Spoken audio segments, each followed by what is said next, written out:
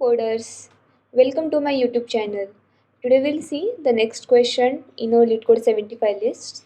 And yeah, and I hope ki you have watched previous videos cause I'm solving LeetCode 75 list, and yeah, you may do perfect this question so that it's basically important questions. That's why I'm saying ki better to watch previous videos also. So yeah, let me take you to the screen here. So next question is find the difference of two arrays. This question. What does it mean? The question says keep given two zero index integer array nums1 and nums2. Return a list answer of size 2 where answer 0 is list of all distinct integer in nums1 which are not present in nums2, and answer 1 is the list of all distinct integer in nums2 which are not present in nums1. Okay, and they said ki no, that integers in the list may be written in any order. Okay, it should be written in any order, and the basically question says ki we have given two arrays or two vectors, we can say nums1 vector and nums2 vector, and we have to check ki a number present in nums1 is it present in nums2 or not. If it is present, then we don't have to include in the answer in basically the distinct number means the what their definition for this question is choose a number from a number vector nums1 and check it if it is present in nums2 or not. If it is not present, then it is a distinct integer in nums1 because it is not present in nums2, and that we have to include in answer vector, or we can say the answer list. So we'll check one is present in this or not. If it is not present in nums2, so we'll include it one, we have included it. Then we'll see 2. 2 is present in nums2 or not. Yes, it is present here, so it's not distinct, so will not take this.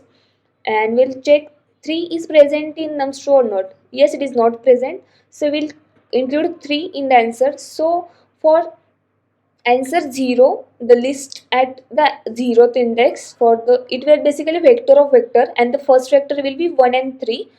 The first vector will contain 1 and 3 because these are the distinct integer which are present in nums1 and not present in nums2. And second, like for the nums1 is the distinct integer from nums2, basically we'll do the same, just we'll check the numbers from the nums2 are present in nums1 or not. So take number from num2, that we will take 2 and we'll check it here, and yes, it is present, so we'll not take this. Then we'll go for next, it is 4. Is it present in nums1? No, it is not present, so we'll take it because it is a distinct integer, and it's present in nums2, it's not present in nums1. So you understood it, right? So we can solve it using big O of n square. Like what does it mean n square here? I'm taking ki nums1 size has n and nums2 size is n, and we'll take a number from nums1 and we'll check it in nums2, it is present. Like if you found it there, then we will not take it. If we do not found it in nums2, then we'll take it in answer. So but what they have said here ki we have to return distinct integers. So here 3 is not, what does it mean ki 3 is not present in nums2, so we took it. And here again we have 3 in nums1 and we'll check it again, and it is not present, so we'll again take it. No, we'll not take it because they have told ki we have to return distinct integers. We do not have to return the same integers. Like those integers are same basically. If 3 is not present in nums2, again we are taking 3 is not present in nums2. They don't want it, they just want distinct integer list. So we can say it is a set or unordered set. Basically I'm saying unordered set because they have told us integers in list may be written in any order, so I said it's unordered list. So let's see brute force way for this. I just explained brute force way through I was explaining the example. I have written the code because I thought it will waste the time. So we'll go brute force code. It's simple, I'll tell you. So yeah, we'll go through the code. Yeah, we'll take the unordered set s1 and s2 to store the numbers, cause here, cause they have to, I took the unordered set cause we want distinct integer and we want it in any order. So I took unordered set, and then I took a number from nums1. I took a boolean variable found is equals to 0, cause I'm saying ki I found basically represent I found that number in nums2 or not.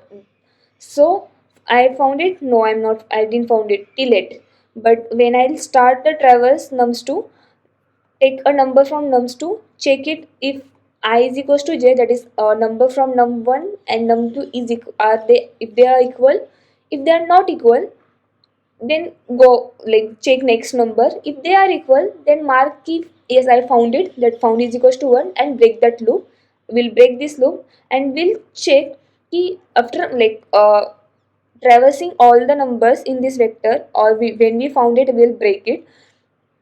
At the last we'll check if we have found it or not. If found is equals to 0 means we didn't found it in nums2, so we'll take it in s1, that is set 1, and we'll do the same for the nums2. We'll took a number from num2 and we'll check it for the nums1 and we'll store it in s2, and they want they want answer in this format, vector of vector int. So I took this vector int v1 and v2, and nums from s1 I'm pushing it in vector 1, and at the end, like I did it for s1, I pushed number from s1 to v1 and pushed number from s2 to v2, and return v1 and v2 list, or list of list, basically you can say vector of vector, list of list, whatever you prefer. we I return that, and it works, and it is a brute force method, and it will be work for, let's me see the constraint here. It will work cause its constraint is really small, that is 10 raised to 3, and our time complexity for this solution is, like time complexity for this solution is big of n square, cause we are travel the two for loops are there, one for loop, and we have one for loop inside it. So its time complexity will be big of n cross m, or we can say big of n square, cause basically n and m, we can say ki n is a maximum and n m both are equal, and n m n square, basically n cross m is equals to roughly n square, and the space complexity for this is big of n, cause we are storing it in yes set, and again we are storing it in, like we have used that extra space, and then we have a vector v1 and v2. So we are returning, like we have space complexity big of n here, and yeah, so we can solve it in less time complexity also, and we'll see that in next video. And yeah, mm, bye.